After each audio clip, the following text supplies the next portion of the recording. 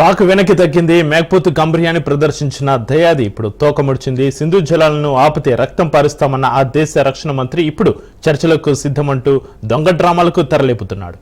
భారత్తో పూర్తి స్థాయి యుద్ధాన్ని తాము కోరుకోవడం లేదని పాకిస్తాన్ రక్షణ శాఖ మంత్రి ఖవాజా ఆసిఫ్ చెప్పారు. పూర్తి స్థాయి యుద్ధాన్ని నివారించడానికి ప్రయత్నిస్తున్నామని తెలిపారు. భారత్ పాక్ మధ్య మొదలైన ఘర్షణ పూర్తిస్థాయి యుద్ధంగా మారే సంకేతాలు కనిపిస్తున్నాయని, అది తమకు ఇష్టం లేదన్నారు. పరిస్థితి మారిపోవాలని కోరుకుంటున్నట్లుగా వెల్లడించారు. ఇక ఉధృత పరిస్థితులు నివారించుకుందామని భారత్కు విజ్ఞప్తి చేశారు.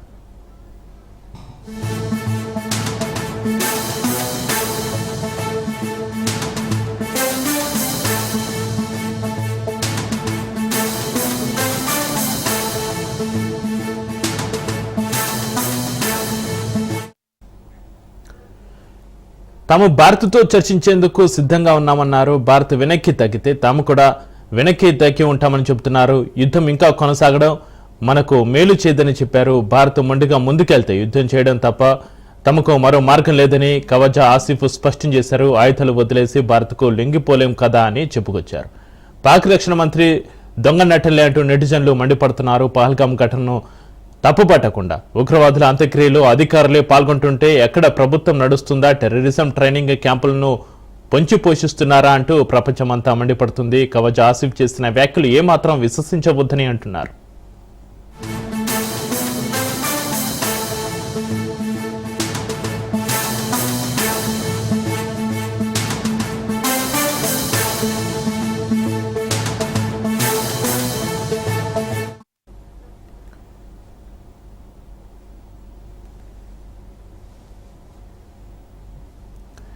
పాక్ వెనక్కి తగ్గింది. మేకపోతు గంభీర్యాన్ని ప్రదర్శించిన దయాది ఇప్పుడు తోకముడిచింది. సింధు జలాలను ఆపితే రక్తం పారిస్తామన్న ఆ దేశ రక్షణ మంత్రి ఇప్పుడు చర్చలకు సిద్ధమంటూ దొంగ డ్రామాలకు తెరలేపుతున్నాడు.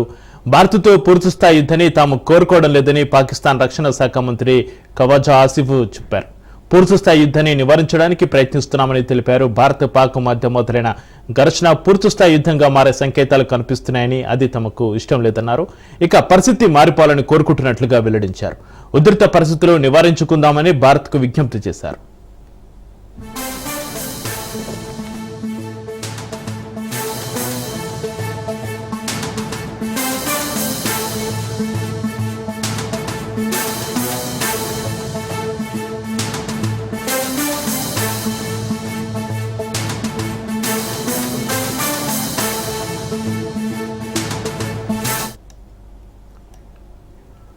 భారత్తో చర్చించేందుకు తాము సిద్ధంగా ఉన్నామన్నారు. భారత్ వెనక్కి తగ్గితే తాము సైతం వెనక్కి తగ్గి ఉంటామని చెబుతున్నారు.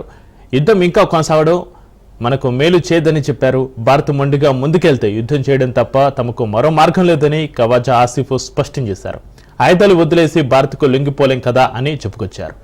పాక్ రక్షణ మంత్రి దొంగ నటనలే అంటూ నెటిజన్లు ఒకవైపు మండిపడుతున్నారు. పహల్గాం ఘటనను తప్పుపట్టకుండా ఉగ్రవాదుల అంత్యక్రియలో అధికారులే పాల్గొంటుంటే అక్కడ ప్రభుత్వం నడుస్తుందా? టెర్రరిజం ట్రైనింగ్ క్యాంపులను పెంచి పోషిస్తున్నారా అంటూ ప్రపంచమంతా కూడా మండిపడుతుంది. ఖవాజా ఆసిఫ్ చేసిన వ్యాఖ్యలను ఏమాత్రం విశ్వసించవద్దని అంటున్నారు.